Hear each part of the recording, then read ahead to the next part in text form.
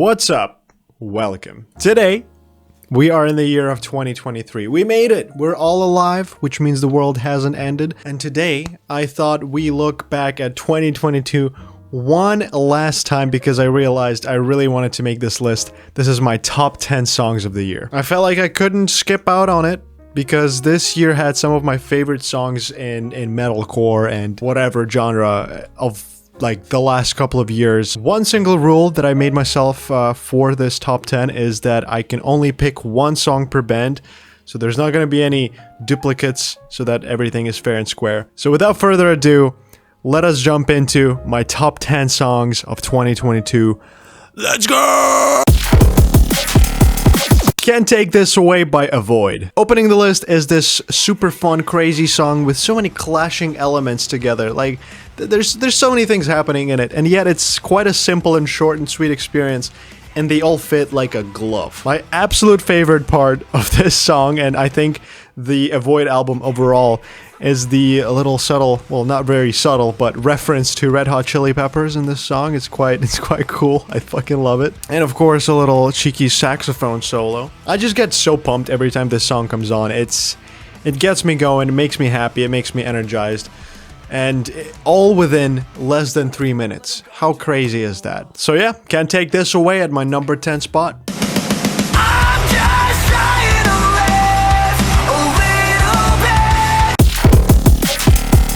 60 Centimeters of Steel by Alpha Wolf featuring Holding Absence. First time I heard this one, I was floored. I was absolutely floored how it's an Alpha Wolf song. And don't get me wrong, it's still heavy. It still has a face-shattering breakdown at the end and in the middle. Overall, it felt like something so new and different for them. And it's either a big opening riff or, you know, the verses or the clean vocals in the chorus. But something about this song was so different for Alpha Wolf, and it just worked perfectly for me. The extremely memorable chorus with Lucas from Holding Absence doing the clean vocals here is just a perfect chorus. I love that melody. I love the intensity in his voice.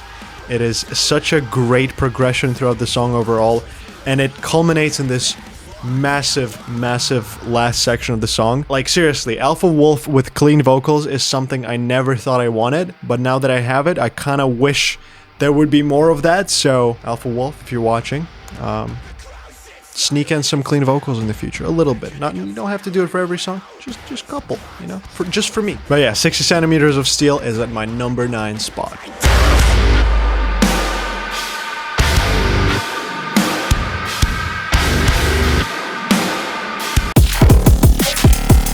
Thorn by Underoath. This song is one of the standouts from an album that in itself is a standout from other albums this year, and that already says something. And what I think works the absolute best in this song is the chorus. It has completely captured my heart, and it's this like two-parter chorus with resolution that is so satisfying. The vocals, the melody, the natural harmony created with the instrumental, it's just, it's so good. The song overall features a pretty nice story-like progression, and it's got a mesmerizing outro. So don't waste your time if you haven't heard this one yet. Go listen to it, and Thorn is at my number 8 spot.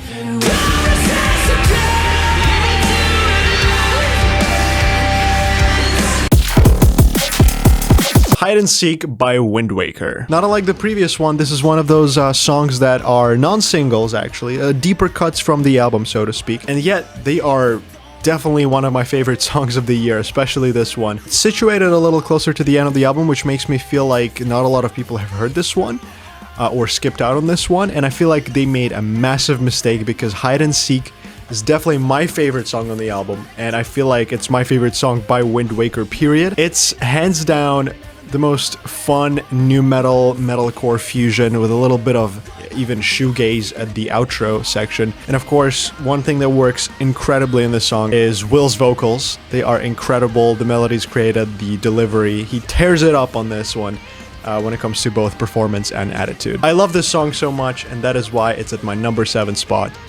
Yeah.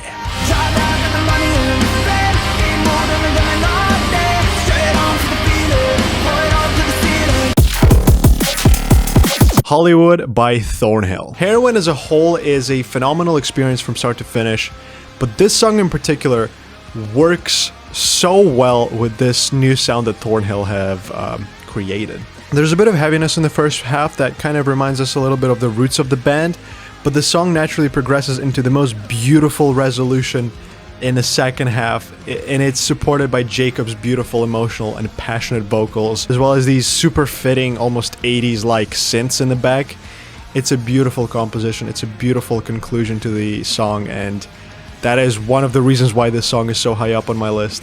I really love how it ends. I love this song so much, it makes me happy every time it comes on, and that is why Hollywood by Thornhill is at number 6.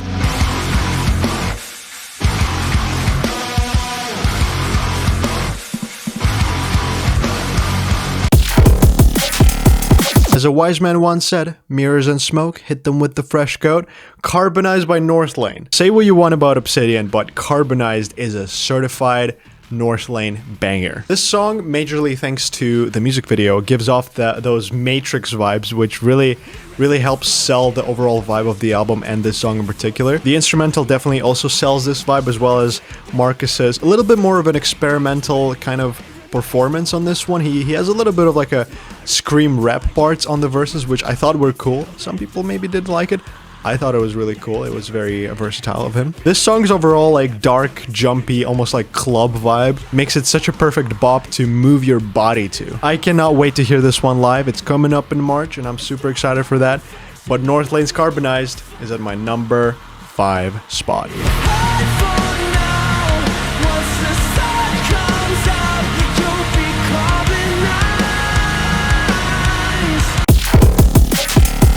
Into the Dark by Void of Vision. Picking one track out of a 10 out of 10 5-song EP was a difficult task, but I think it has to go to Into the Dark just by how big this song was when it released. It is an explosive single that put these guys on the map for a lot of people. Co-written with Architects drummer Dan Searle, this one gives off a little bit of a mysterious sound that has a tasteful amount of heaviness. Absolutely one of the best choruses made this year. It is so memorable and catchy, and a breakdown that makes my hair on the back stand up every time it comes on. All of this strapped in by one of the best in the business mixing and mastering job, and we get Into the Dark by Void of Vision, which is at my number 4 Song of the Year spot.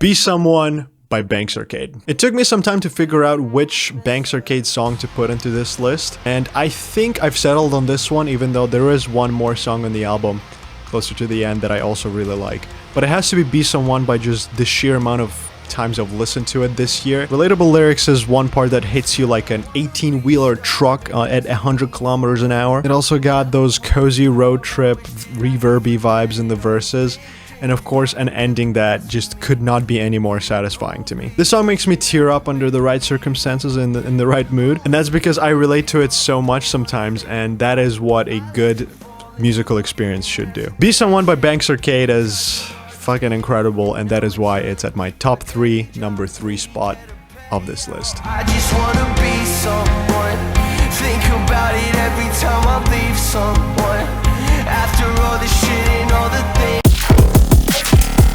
Salt by The Devil Wears Prada. I bet you expected this one to be at number 1, but it's not. This is my most listened to song of the year. The music writing and progression of this one is seriously one of the best I've heard in a very long time.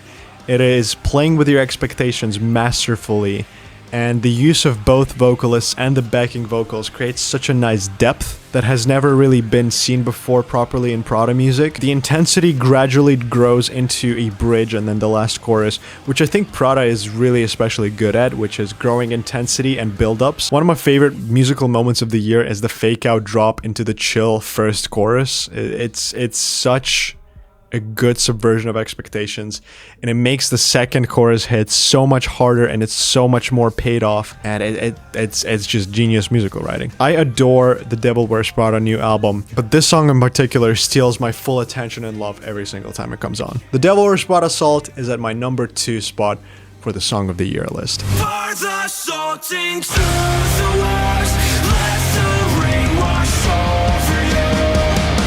It's everything I said. Obsession by Aviana. Ever since this one came out in the beginning of the year, it has had a grip on me. A grip that I just cannot describe how strong it is. Dark topic, supported by dark ambience that ties the whole thing together really well. In fact, so well that it really leaves you speechless after the listen. Both of the choruses with the verse in between is probably the best moment of this song. It is such a nice progression, such a nice dropping off the intensity and then going back to it.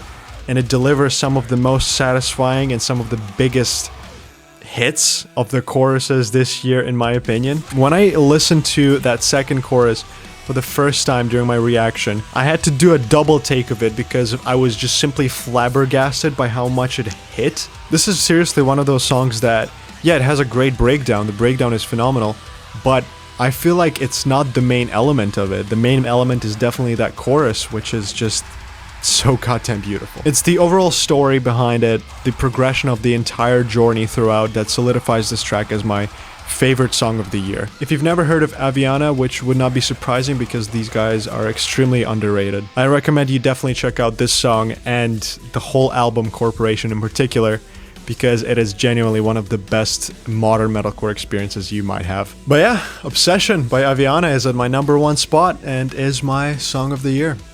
There you have it. I am trapped in my own misguided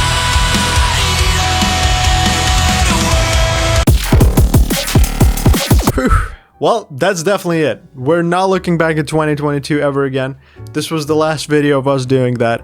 I appreciate you being a part of this journey. I appreciate you being a part of these countdown videos. Let me know what your favorite song of the year is. Of course, all of this is subjective. You know, if something's missing out of my list, it's not really missing, because that's just my opinion. You may be entitled to yours, and I welcome you to enlighten me with your opinions down in the comments. I'd love to hear what your top 10 looks like, what your favorite song of the year is. But yeah, once again, Happy New Year. I hope you had good holidays. I hope you're ready to get back to work. But of course, wishing all of you the best 2023 imaginable. Hopefully, it hasn't been ruined for you just yet. Hold out for a little longer before that. But yeah, thank you so much guys for watching, and I will see you in the next one.